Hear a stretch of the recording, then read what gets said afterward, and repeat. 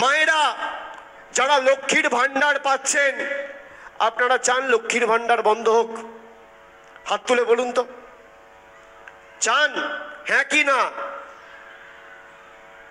চান? হ্যাঁ কি না চান? না তো আমি আপনাদের একটা অডিও ক্লিপ শোনাচ্ছি।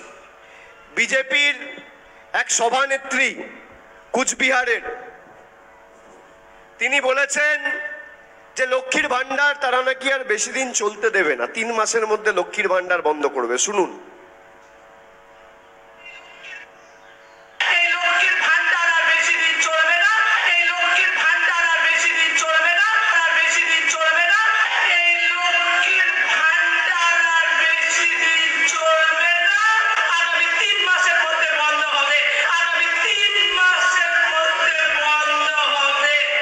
শুনলেন সবাই? শুনলেন? বলছে এই লক্ষ্মীর ভান্ডার আর বেশি দিন চলবে না, আগামী 3 মাসের মধ্যে বন্ধ হবে। এই গলার কণ্ঠস্বরটা কি আমার? যে ভদ্র মহিলা এই কথাটি বলেছে তার নাম হচ্ছে দীপা চক্রবর্তী, কুচবিহার জেলার সহ সভাপতি জেলা কমিটির। প্রায় 1.5 মাস হয়ে গেছে এই ভদ্র মহিলার বিরুদ্ধে কোনো ব্যবস্থা নেয়নি। রাজ্য নেতৃত্ব কেন্দ্র নেতৃত্বকে মঞ্চে বসিয়ে তিনি এই ঘোষণা করেছেন। আপনি দেখুন, 2014 থেকে 2019 দেশের প্রধানমন্ত্রী ছিল নরেন্দ্র মোদী, আর ঝাড়গ্রামের প্রতিনিধি ছিল উমা সোরেন, তৃণমূলের প্রতিনিধি ছিল। আপনি বলুন, আপনার 100 দিনের টাকা আটকাতে পেরেছে? আর যেই বিজেপিকে আপনারা ভোট দিয়েছেন, আপনার ভোট নিয়ে বিজেপির মোদীবাবু চলে গেছে দিল্লিতে, আর চোখে দেখতে পাননি। যেই অডিও ক্লিপটা চালালাম লক্ষ্মীর ভান্ডারের, আপনাদের মুখটা ছোট ছোট হয়ে গেল কেন? ভয় পাচ্ছেন যে লক্ষ্মীর ভান্ডার বন্ধ হয়ে যাবে? কি মায়েরা ভয় পাচ্ছেন? ভয় পাচ্ছেন? আমি আপনাদের বলছি, যতদিন তৃণমূলের প্রতিনিধি এই ঝাড়গ্রামে থাকবে, আমরা বুক দিয়ে আপনার লক্ষ্মীর ভান্ডার আগলে রাখবো। কেউ বঞ্চিত হবেন না। দেশের প্রধানমন্ত্রী চাইলেও আপনার লক্ষ্মীর ভান্ডার বন্ধ করতে পারবে না। আপনি যেভাবে মাসের শুরুতে 3 তারিখের মধ্যে ডাইরেক্ট ব্যাংকে লক্ষ্মীর ভান্ডার পাচ্ছেন, যতদিন আমাদের সরকার আছে আর আমাদের প্রতিনিধি থাকবে, এই কালীপদ সোরেনের হাত ধরে আগামী দিন আপনি লক্ষ্মীর ভান্ডার পাবেন। প্রতি মাসে পাবেন, বছরে 12 বার পাবেন। যত বড় বিজেপির নেতা হোক, চোখ তুলে তাকানোর দুঃসাহস কেউ দেখাতে পারবে না যতদিন আমরা এই মাটিতে আছি। আমি গ্যারেন্টি দিয়ে যাচ্ছি, পারবে না এরা আটকাতে।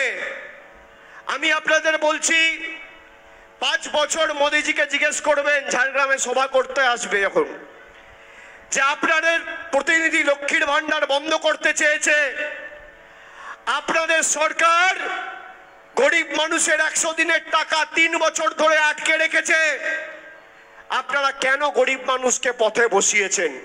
উত্তর দিতে পারবে?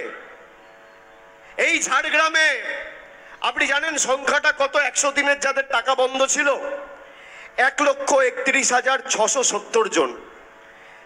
52 কোটি টাকা খরচা করে আমাদের সরকার ডাইরেক্ট ব্যাংক ট্রান্সফারের মাধ্যমেই 100 দিনের শ্রমিকদের বকেয়া পাওনা মিটিয়ে দিয়েছে। দেওয়ার কথা ছিল মোদী সরকারের, আর দিয়েছে মমতা বন্দ্যোপাধ্যায়ের মামাটি মানুষের সরকার।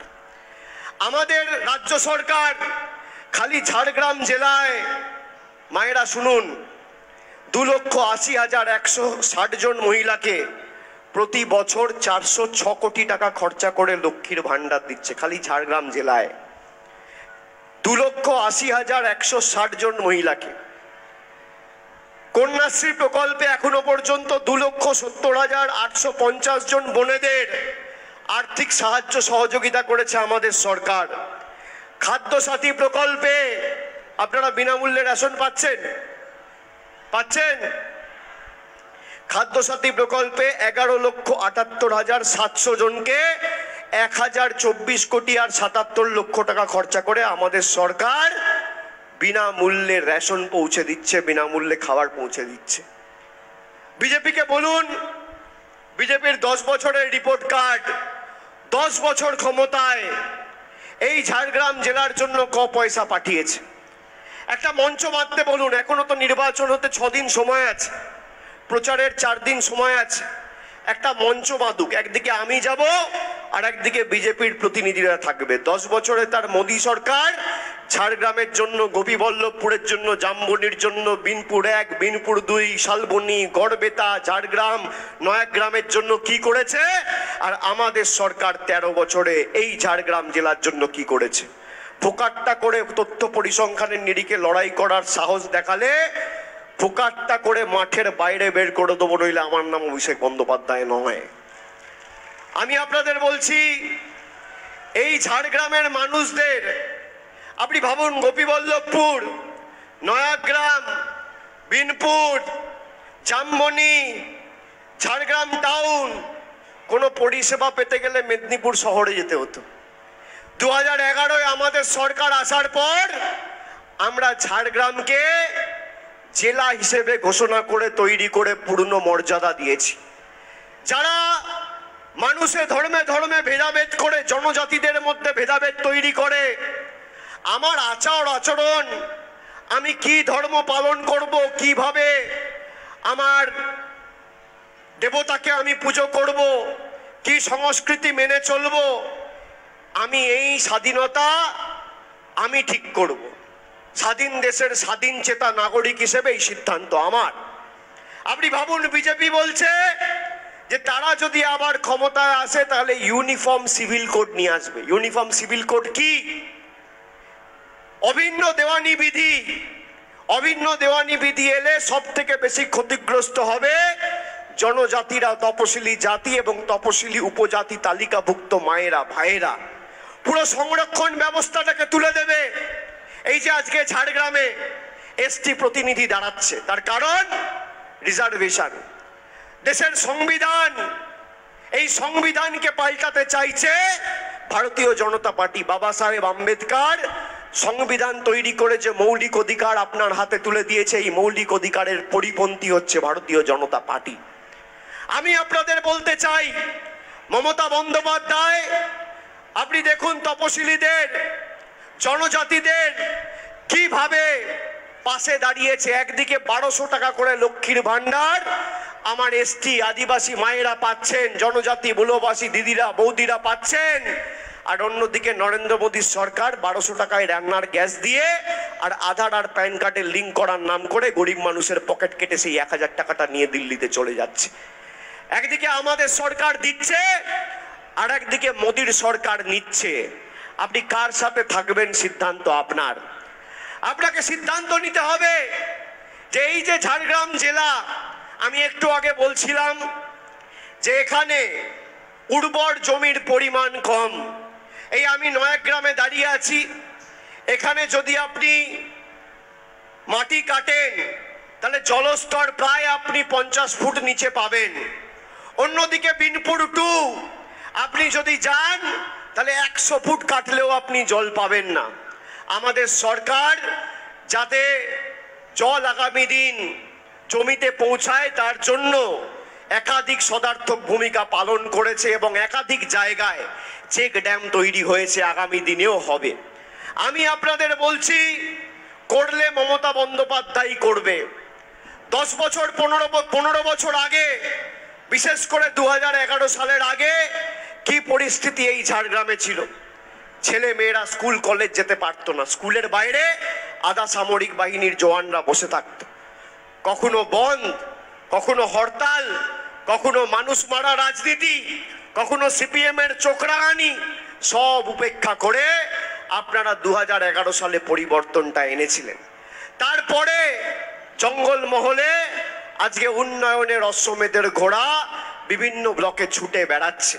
কোথাও কন্যাশ্রী, কোথাও রূপশ্রী, কোথাও পথশ্রী প্রকল্পে রাস্তা, কোথাও লক্ষ্মীর ভান্ডার, কোথাও তপশিলি বন্ধু, কোথাও জয় জোহার ভাতা, কোথাও সুপার স্পেশালিটি হাসপাতাল, কোথাও স্টেডিয়াম, কোথাও শিক্ষা প্রতিষ্ঠানের পরিকাঠামোগত উন্নয়ন, গ্রামে বিদ্যুৎ, রাস্তা, ঝকঝকে আলো, সর্বত্র আমাদের সরকার করেছে। কেন্দ্র সরকার 10 বছরে 10 পয়সা দিয়ে সাহায্য করেন। কেন্দ্রের সরকারের প্রধানমন্ত্রী খালি পাল্টানোর আর বদলানোর রাজনীতিতে বিশ্বাস করেছে। উনি কোন রকম কোনো উন্নয়নমূলক কাজ করেননি। আর যে ঘর করেছিল সেই যখন বলছে, আপনারা জানেন যে কিভাবে আদিবাসী মায়েদের ভাইদের বঞ্চিত করে রেখেছে। এই যে অভিন্ন দেওয়ানি বিধি, আমি বলছি না, বিজেপির সংকল্পপত্রে বিজেপি নিজে ঘোষণা করেছে যে তারা যদি ক্ষমতায় আসে করবে। আর আমি আপনাদের বলছি এতে সব থেকে বেশি ক্ষতিগ্রস্ত হবেন আপনারা, ঝাড়গ্রাম জেলার মানুষ। আমরা এটা করতে দেবো না। আমরা বৈচিত্র্যের মধ্যে একতার মূল মন্ত্রে বিশ্বাস করি। আমরা বিশ্বাস করি নানা ভাষা, নানা মত, নানা পরিধান, বিবিধের মাঝে দেখো মিলন মহান। আদিবাসীদের মধ্যে কেউ সাঁওতাল আছেন, কেউ ভূমিজ আছেন, কেউ ওরাও রয়েছেন, কেউ সবর রয়েছেন, কেউ মাহালি রয়েছেন। আমরা সবাইকে, আমরা ভিন্ন মতে বিশ্বাস করি, একতাই মূল মন্ত্রে বিশ্বাস করি। আমরা বিশ্বাস করি আপনার পুজো করার, আপনার ধর্ম মানার, আপনার রীতিনীতি ঠিক করার অধিকার কেন্দ্রের সরকার বা রাজ্যের সরকার নয়, আপনি। স্বাধীন ভারতবর্ষে স্বাধীন চেতা মানুষ হিসেবে এই সিদ্ধান্ত আপনি নেবেন, অন্য কেউ নয়। প্রধানমন্ত্রী এসে বলছেন যারা মাছ খায়, যারা ডিম খায়, যারা মাংস খায় তারা দেশ বিরোধী। আপনারা কারা মাছ মাংস ডিম খান? একটু হাত তুলুন তো, একটু হাত তুলুন। আমাদের হাত তুলুন, লজ্জা পাবেন না, নির্দ্বিধায় তুলুন। যারা মাছ মাংস ডিম খান হাত তুলুন। যারা মাছ মাংস ডিম খান হাত তুলুন। কি মায়েরা হাত তুলুন যারা মাছ মাংস ডিম খান। প্রধানমন্ত্রী বলছে আমরা মাছ মাংস ডিম খাই বলে আমরা দেশ বিরোধী। আপনারা একমত? আপনারা সমর্থন করেন এই বক্তব্যকে?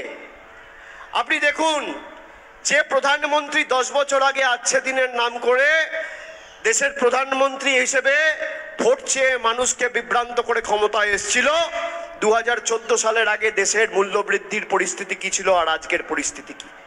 400 টাকার একটা রান্নার গ্যাস ছিল 2014 সালে, আজকে সেই রান্নার গ্যাসের দাম 1000 টাকা। একটা ডিম আপনি বাজারে কিনতে যেতেন, একটা ডিম 2.5 টাকায় পাওয়া যেত 14 সালের আগে, আর আজকে একটা ডিমের দাম 7 টাকা।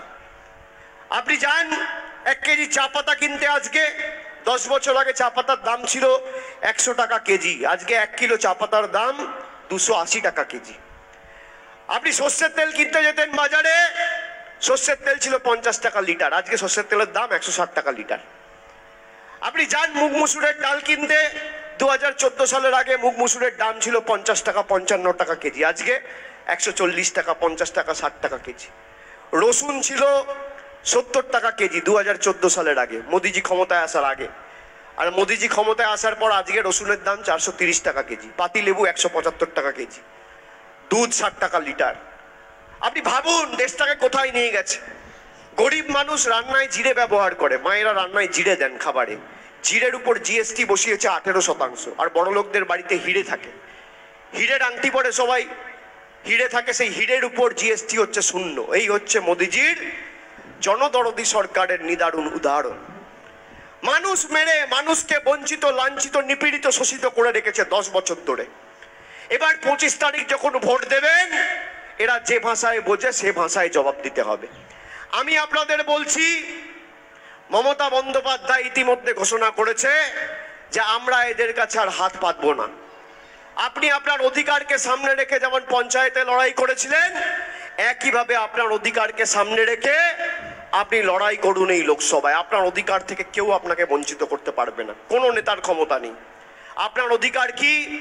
কন্যাশ্রী, লক্ষ্মীর ভাণ্ডার, জল, বিদ্যুৎ, কল, রাস্তা, স্বাস্থ্য পরিষেবা, বিনামূল্যে রেশন, স্টুডেন্ট ক্রেডিট কার্ড, এই তো আপনার অধিকার।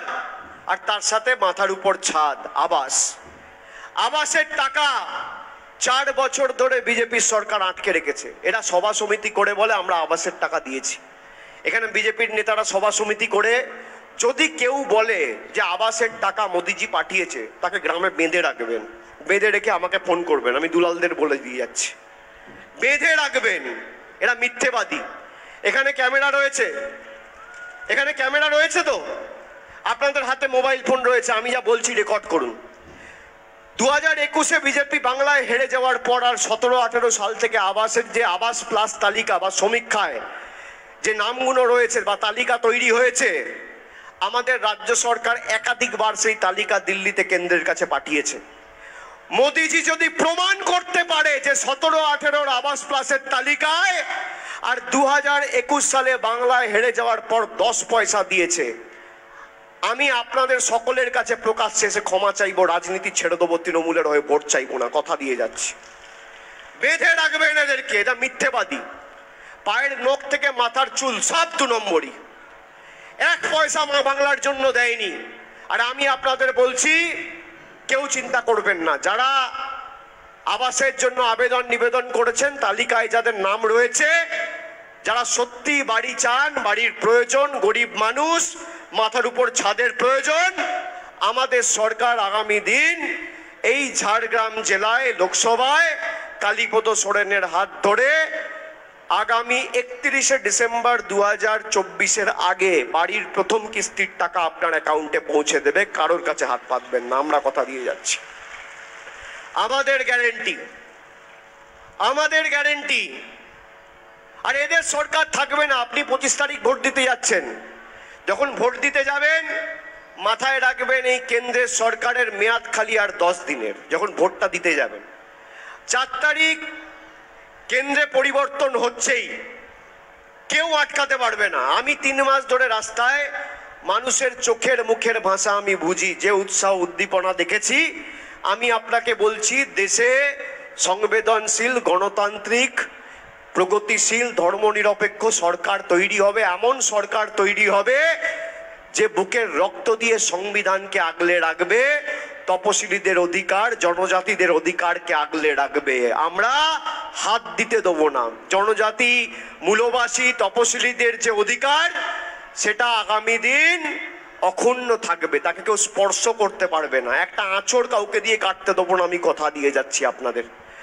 আপনারা যেভাবে মাথা উঁচু করে লড়েছেন, একইভাবে মাথা উঁচু করে লড়ুন, মাথা উঁচু করে লড়ুন। আমরা তো এদের বশ্যতা স্বীকার করিনি। এরা এত চেষ্টা করেছে আমাদেরকে ধমকানো, চমকানো, আমরা মেরুদণ্ড বিক্রি করিনি। আগামী 25 তারিখ যখন ভোট দেবেন, যেভাবে আমাদের সমাজে বিভাজন তৈরি করে বৈষম্যর রাজনীতি বিজেপি করতে চাইছে, তার বিরুদ্ধে ভোট দেবেন। আগামী দিন যখন ভোট দেবেন, যেভাবে ঝাড়গ্রামকে বঞ্চিত করেছে কেন্দ্রের সরকার, তার বিরুদ্ধে সরব হয়ে 2 নম্বর বোতাম টিপে রায় দেবেন। আগামী দিন যখন ভোট দেবেন, তখন আমাদের অধিকারকে সামনে রেখে, আমাদের বাড়ি, জল, কল, রাস্তাকে সামনে রেখে ভোট দেবেন। আগামী দিন যখন ভোট দেবেন, তখন যারা জনজাতি, যারা কুর্মী আর আদিবাসীদের মধ্যে ঝগড়া লাগিয়ে নিজেদের রাজনৈতিক স্বার্থ চরিতার্থ করতে, নির্লজ্জভাবে রাজনীতি করতে নেমেছে, তাদের উৎখাত করতে ভোট দেবেন। 1 বছর আগে এরা চেষ্টা করেছিল তো আমাকে আটকানোর, ভেবেছিল আমি হয়তো পালিয়ে যাব। আমি 3 কিলোমিটার রাস্তা হেঁটে গেছি। আমি লোধাশুলিতে যখন শুনেছি এরা বিভিন্ন জায়গায় অবস্থান বিক্ষোভ করেছে, যেই নেমেছি পালিয়ে গেছে। যদি অধিকার নিয়ে লড়াই করো, জাতিসত্তার আন্দোলন নিয়ে লড়াই করো, পালিয়ে যাবে কেন? তার কারণ এদের প্রকৃত স্বরূপটা সেদিনকে চলে এসেছিল। এখানে বীরবাহা, দুলাল মুর্মু, দেবনাথ সবাই ছিল সেদিনকে, খুব উত্তেজিত হয়ে গেছিল। আমি বললাম কেউ উত্তেজিত হবেন না।